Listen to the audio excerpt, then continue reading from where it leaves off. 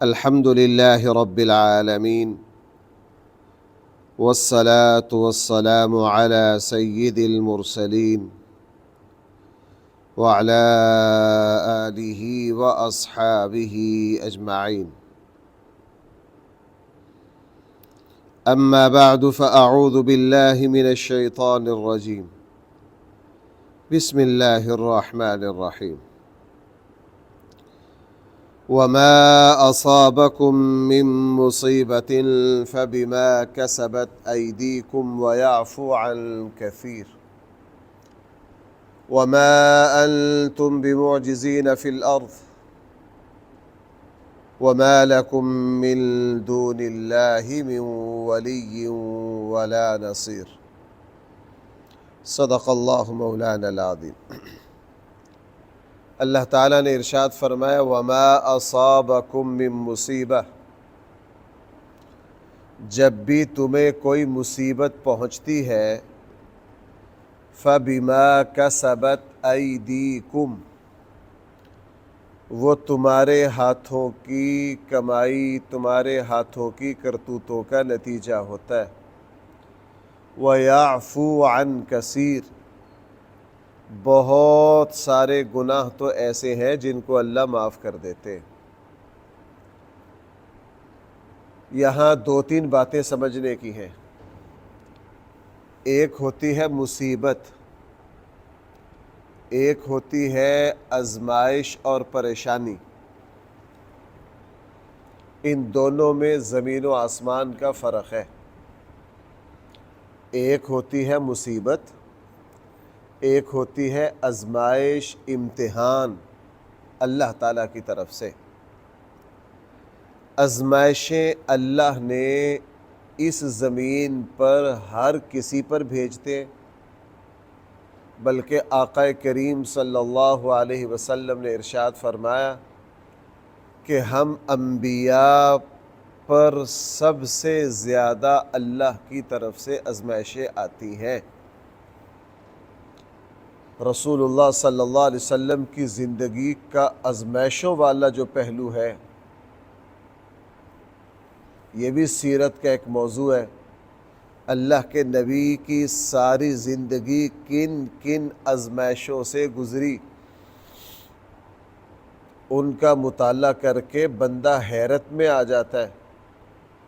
اللہ کے رسول کی ساری زندگی تکلیفیں، آزمائشیں، ابتلا، پریشانیوں میں.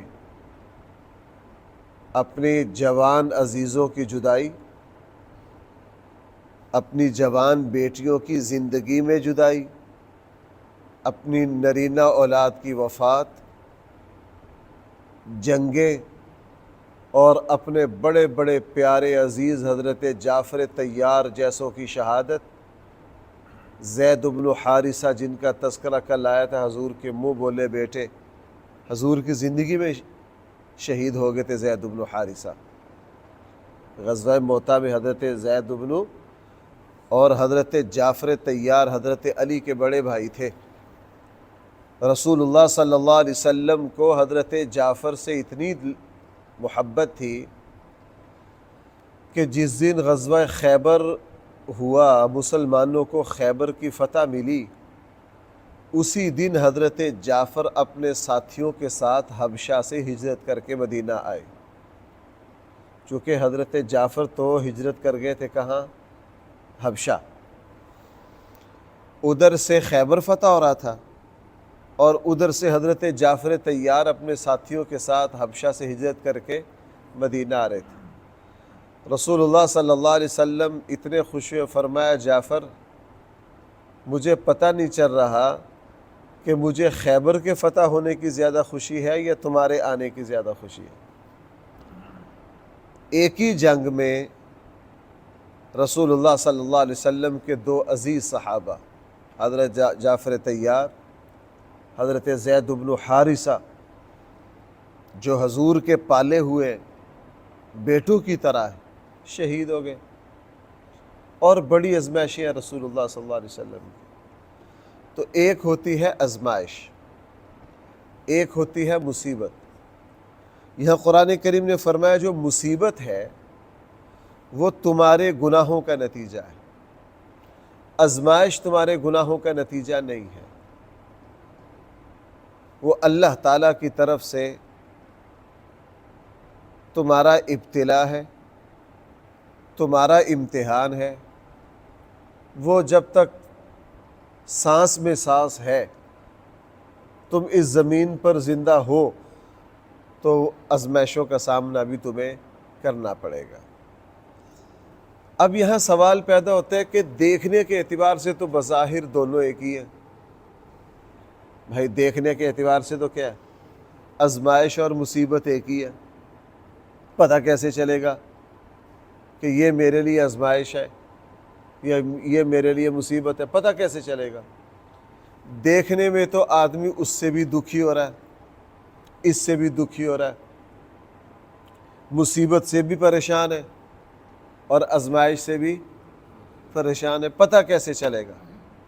علماء نے اس کی کچھ علامات لکھی جس سے سمجھ میں آ جاتا ہے کہ آیا یہ میرے گناہوں کے اثرات ہیں یا مجھے اللہ تعالیٰ کی طرف سے امتحان سے گزارا جا رہا ہے۔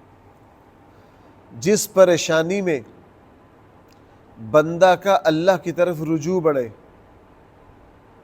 جس پریشانی میں بندہ اللہ سے توبہ تائب ہونے کی کوشش کرے،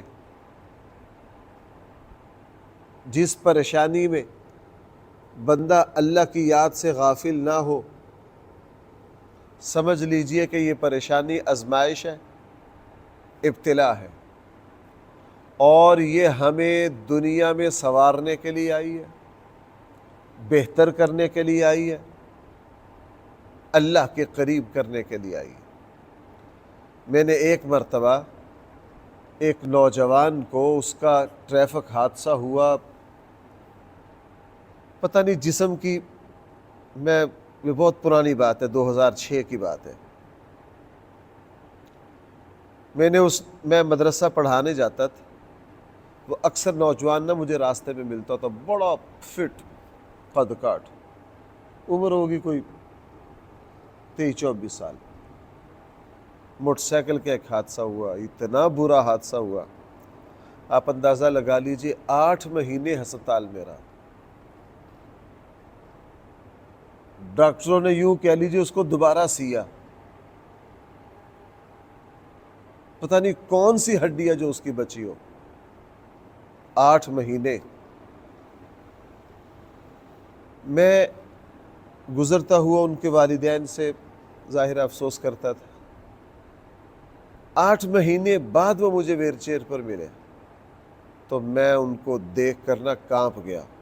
بعض منظر دل و دماغ میں گڑ جاتے ہیں۔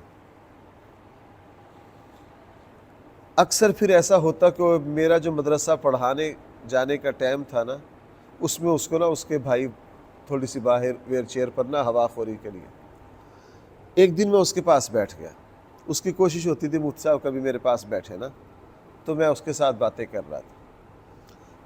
باتوں میں میری کوشش تھی کہ اس کو ذرا تھوڑا سا اللہ کی طرف متوجہ کروں۔ اب یہ بیچارہ دنیا کی زندگی میں تو کسی کام کرا نہیں۔ اس نے مجھے ایک بات کہی، اس نے مجھے کہا مفتی صاحب اگرچہ میں جسمانی اعتبار سے تو ٹوٹ گیا ہوں، ختم ہو گیا ہوں، لیکن میں پہلے اللہ سے غافل بڑا تھا۔ پہلے کیا تھا؟ سگریٹ بھی پیتا تھا، جوا بھی کھیلتا تھا، فلاں نشہ بھی کرتا تھا، فلاں بھی کرتا تھا۔ جب سے میں حادثے سے گزرا ہوں نا مفتی صاحب، آج 10 مہینے ہو گئے، میں کبھی اللہ سے غافل نہیں ہوا۔ میں اللہ کو بہت یاد کرتا ہوں، اور مجھے جسمانی اعتبار سے تو تکلیفیں ہیں، لیکن میں دل کے اعتبار سے بہت پرسکون ہوں۔ میں دل کے اعتبار سے کیا ہوں؟ بہت پرسکون ہوں۔ میں نے کہا یہ تمہارے لیے آزمائش ہے، مصیبت نہیں ہے۔ جس پریشانی نے ہمیں اللہ کے قریب کر دیا، اللہ کی یاد میں لگا دیا، بھائی وہ مصیبت نہیں ہے، وہ کیا ہے؟ قرآن کریم میں ایوب علیہ السلام کی آزمائش کا تذکرہ ہے، اور قرآن کے جو الفاظ قرآن نے بتایا تو نہیں کہ وہ کیا کیا آزمائشیں آئیں ان پر، لیکن قرآن کے الفاظ سے اندازہ ہو جاتا ہے کہ وہ کتنی بھاری آزمائشیں تھیں۔ اسی لیے وہاں قرآن کریم ایوب علیہ السلام کے صبر کا تذکرہ کر رہا ہے کہ بڑی بھاری آزمائشیں آئیں ان پر، انہوں نے اس پر کیا کیا؟ صبر کیا۔ تو بھائی اولاً تو مجھے اور آپ کو اللہ سے عافیت مانگنی، ہمیں اللہ سے کیا مانگنی ہے؟ خیریت مانگنی ہے۔ اے اللہ ہم آزمائشوں کے قابل نہیں، اے اللہ ہم آزمائشوں سے پناہ مانگتے ہیں، اے اللہ ہم آپ سے آسانیاں مانگتے ہیں۔ رسول اللہ صلی اللہ علیہ وسلم نے ہمیشہ اللہ سے آسانی مانگی، اللہ تعالیٰ سے سہولت مانگی۔ حضرت عائشہ صدیقہ رضی اللہ عنہ فرماتی نبی کریم صلی اللہ علیہ وسلم کے سامنے اگر دو راستے ہوتے کسی کام کو کرنے کے، ایک مشکل ہوتا ایک آسان، تو رسول اللہ صلی اللہ علیہ وسلم آسان کا انتخاب فرماتے اور اللہ تعالیٰ سے پناہ مانگتے، عافیت سے بھی عافیت مانگتے اللہ سے۔ مجھے اور آپ کو اللہ تعالیٰ سے عافیت مانگنی ہے۔ اللہ ہم آزمائشوں کے قابل ہیں، ہم کمزور ہیں، ہم کیا ہیں جی؟ کمزور ہیں۔ اللہ ہمیں آزمائشوں میں نہ ڈالیے، ہمارے ساتھ تو اللہ نرمی رکھیے۔ اگر کبھی آزمائش آ گئی تو بھائی وہ اللہ کے قریب کرنے کے لیے، وہ ہمارے روح کو تبدیل کرنے کے لیے، ہم زندگی میں کہیں غفلت کا شکار ہیں اس سے بیدار کرنے کے لیے۔ جہاں تک مصیبت ہے، اگر صورتحال یہ ہے کہ جیسے جیسے پریشانی بڑھ رہی ہے اللہ سے دوری بڑھ رہی ہے، زبان پر شکوہ ہے، شکایت ہے، اللہ معاف فرمائے، میں اکثر یہ ڈر کے یہ جملہ کہتا ہوں، بہت ڈر لگتا ہے۔ زندگی میں آپ نے بھی سنا ہوگا، آپ نے بھی سنا ہوگا، لوگ کہتے ہیں یار میں پتہ نہیں یوں، میں نے کبھی کسی کا بگاڑا تو نہیں، یہ تو نہیں کیا۔ یعنی لوگ پاک باز بن رہے ہوتے ہیں کہ مجھ جیسا اچھا بندہ کوئی نہیں، اللہ نے پریشانی مجھے پر بھیج دی۔ تو جس بندے کو دیکھیے کہ پریشانی میں اس کی زبان پر شکوہ ہے، شکایت ہے، اعتراض ہے، کاروباری نقصان ہو گیا، ہو گئی نماز، ہو گئی مسجد۔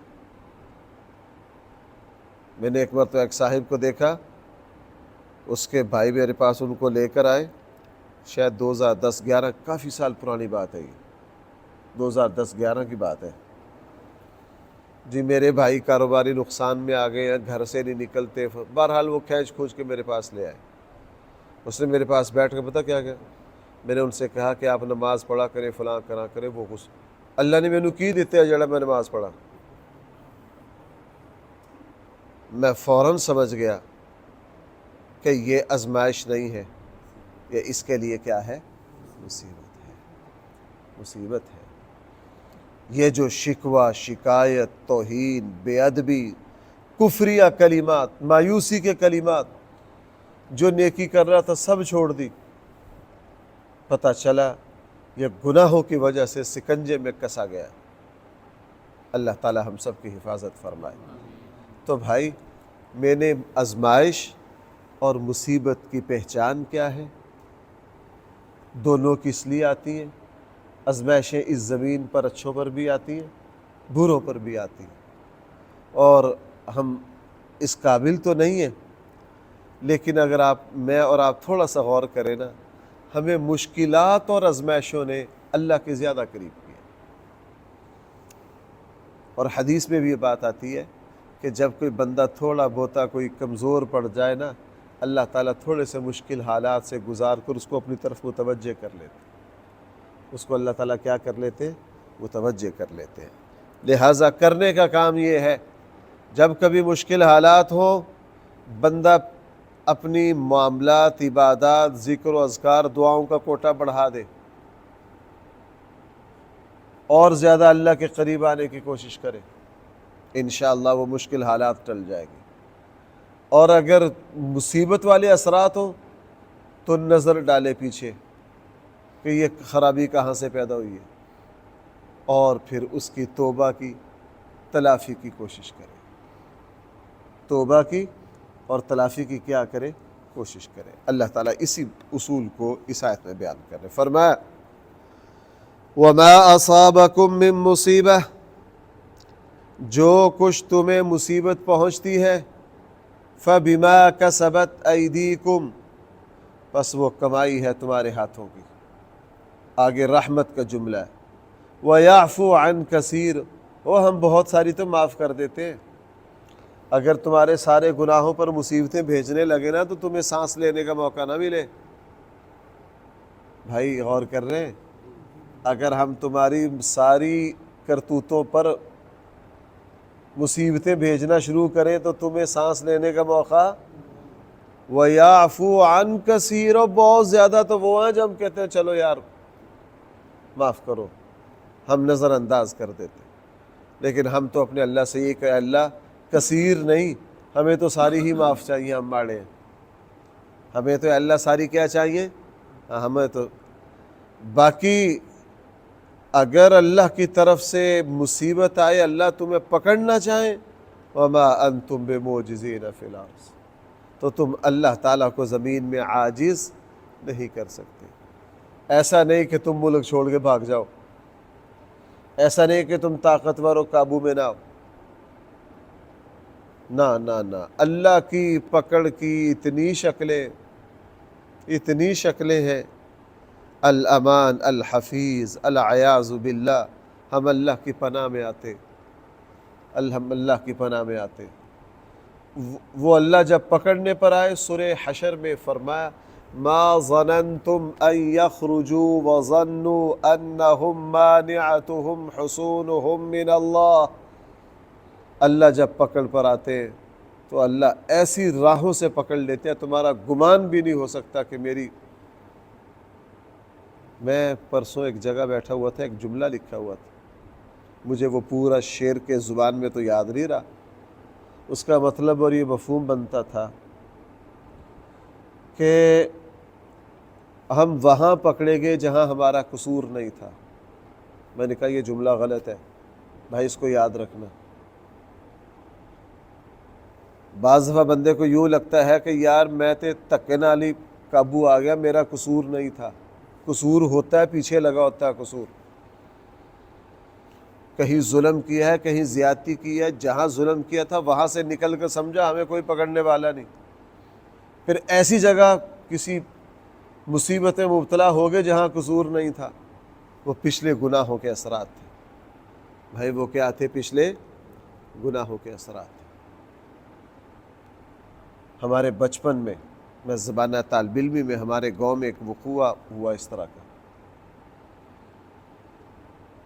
ساری زندگی لوگوں کو دکھ دیے، پریشانیاں کی، بہت میری عمر چھوٹی تھی بہت، آج سے یوں کہہ لیجیے کہ کچھ کم سے کم یہ 34-35 سال پرانی بات ہے۔ ظلم، زیادتیاں، چوری، ڈکیتیاں، پتہ نہیں کیا کیا، اچانک ایک جگہ حادثے کا شکار ہو گئے۔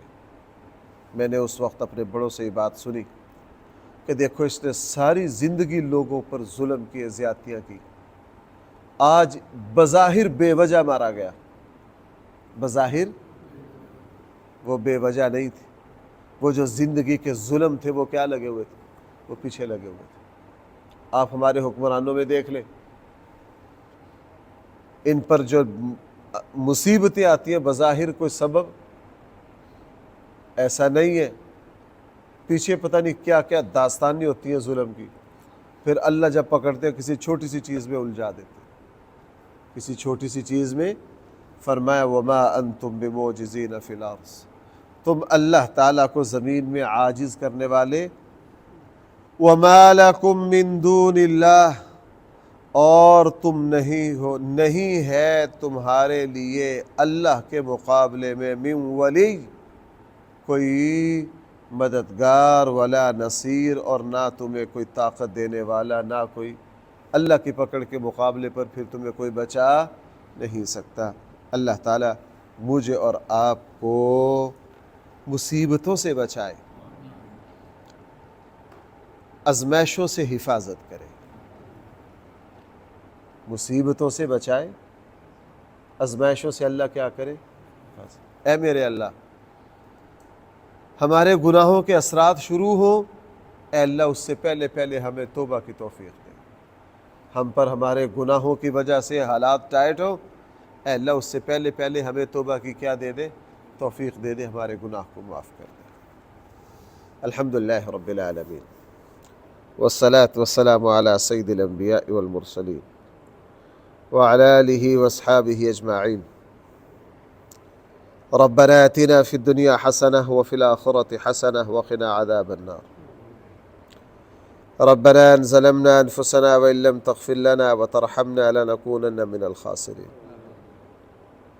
ربنا اغفر لنا ذنوبنا وكفر عنا سيئاتنا وتوفنا مع الأبرار۔ صلى الله تعالى على خير خلقه سيدنا ومولانا محمد وآله وأصحابه أجمعين برحمتك يا أرحم